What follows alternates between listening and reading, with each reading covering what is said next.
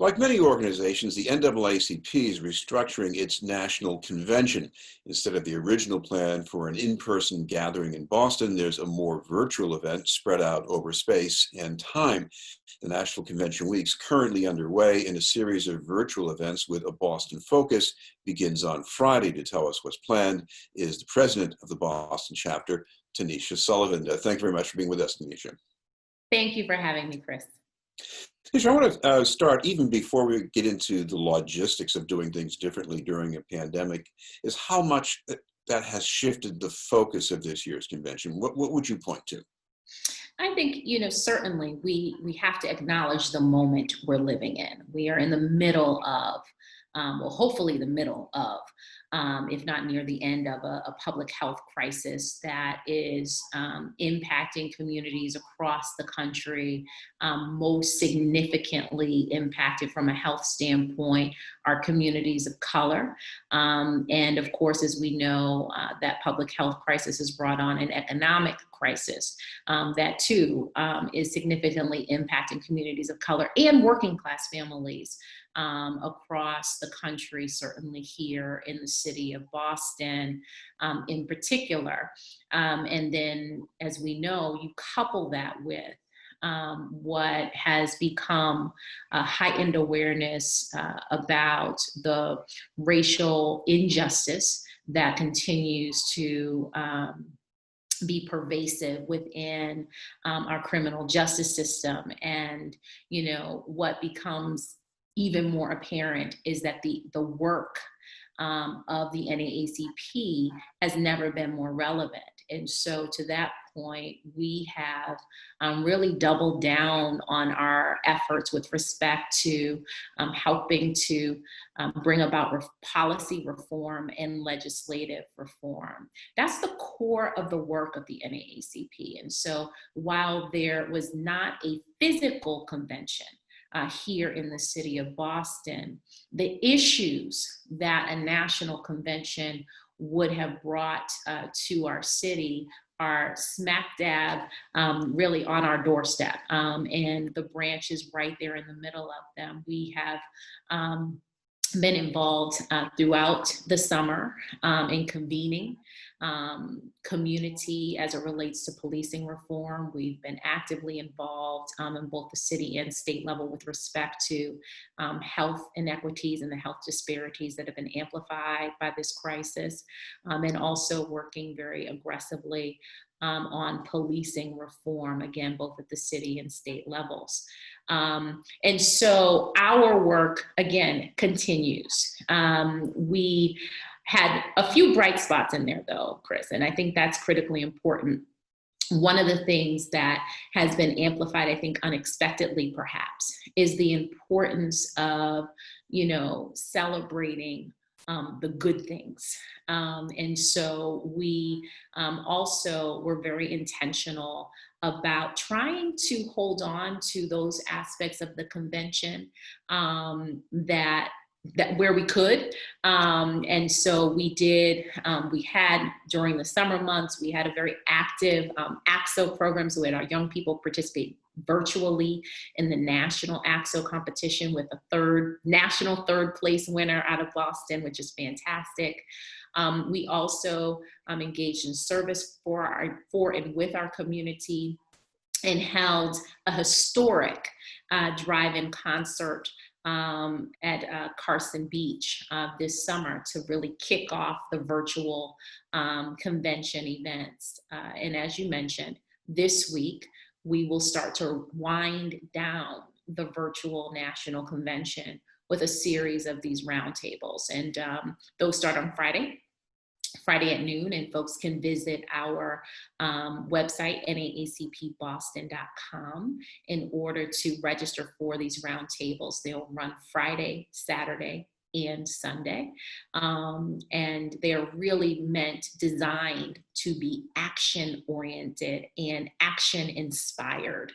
And so hopefully people will join in those conversations and afterwards, again, be inspired to take even greater action in our communities. One of those roundtables will be with CEOs talking about how well they're tracking racism in the workplace and what they're doing to remedy that. What's that going to mean exactly? Yeah, so what's interesting, I think, in this moment, Chris, that we're seeing is that, there have been efforts from a corporate standpoint over the last probably, I'll give it a decade or so to focus on inclusion and diversity and specifically focusing on the hiring, recruitment, hiring, promotion aspect of inclusion and diversity. What we're seeing in this moment is a greater effort and focus intentionality from corporate, from the private sector on supplier diversity. And so we'll talk more about that and the important role that our companies, the private sector, can play in helping to support our work around closing the racial wealth gap. That's one. But then the other piece where we're seeing companies get even more involved, particularly against the backdrop of the racial reckoning that our country is in the middle of, is the important role that corporate America can play in helping to address other policy concerns, social policy concerns. And this is a relatively new area for a lot of corporate America. Typically, when companies get involved in policy or legislative efforts, it's related specifically to their work, right, to their industry. But what we're seeing is an increasing interest in the private sector from some of our major corporations to get more involved into some of the social issues. So whether we're talking about policing reform, or we're talking about education opportunity, or we're talking about economic opportunity, again, we're seeing companies becoming more inclined to use their power of influence in a way that's designed to help address some of the racial inequality that we're seeing. And so the CEO panel that will be on Friday at noon, we have a number of leaders within the private sector who are helping to really lead the charge when it comes to the role, the important, critical role that the private sector can play in helping to address racial inequality here in the city of Boston, but certainly across the country. Now, you have other virtual roundtables focusing on women, on young people ages 14 to 17, and on millennials. They've always been important, at least the younger generation too. But at the same time here, I see these new channels of leadership that are crystallizing. You're trying to tap into that, I guess, right? Yeah, I think it's important to have these intergenerational conversations, and particularly to make sure that we're creating space to hear from the youth and the millennials. Look, I think the youth certainly today in particular are exposed to so much. They've got the world at their fingertips in a way that previous generations did not, and so they are keenly aware of the challenges that we're facing, and even more importantly, I believe that they have something to say about it, and something incredibly powerful to say about it, and perhaps to help move us closer to really the goal of greater racial equality and greater inclusion. And so it is also with millennials. I think, the millennial generation is one that, of course, we're hearing more and more from. I think one of the beauties of the millennial generation is their impatience with progress. And I think that that's something that we need more of, a greater sense of urgency in this moment. But at the core of that sense of urgency, both I think from millennials and Gen Zers, is this belief that change is possible. And, making sure that, again, we're creating space for the Gen Zers and the millennials in these conversations are critically important. Of course, also recognizing really, what Generation X, Gen X, and the boomers And the greatest generation still have to offer to this conversation by way of experience and the history of this work. So we're being very intentional about intergenerational conversations, but also making sure that we're creating space to hear from those who are in this fight with us today, and will be continuing it for generations to come.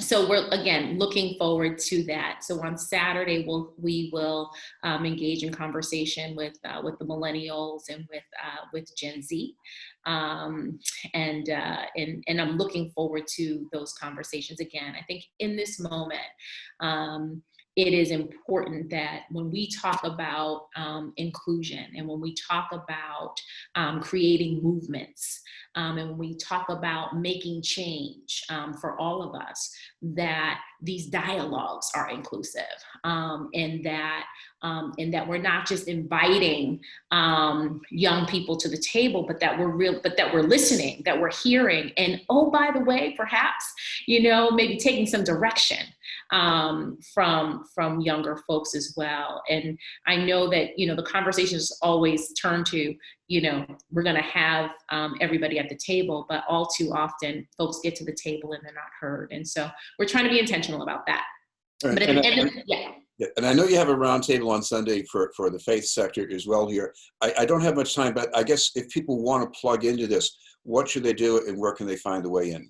Absolutely. So folks can visit our website, naacpboston.com, and on the homepage, there'll be a link for information about the virtual convention. And folks can sign up right there through our website. And again, we're looking forward to it. We start on Friday. We run Friday, Saturday, and then we're going to close out on Sunday with our faith and civil rights conversation, and looking forward to it. Well, thank you very much for taking the time to join us. Thank you. Thank you for having me. Tanisha Sullivan from the Boston NAACP. We'll have more news in just a moment.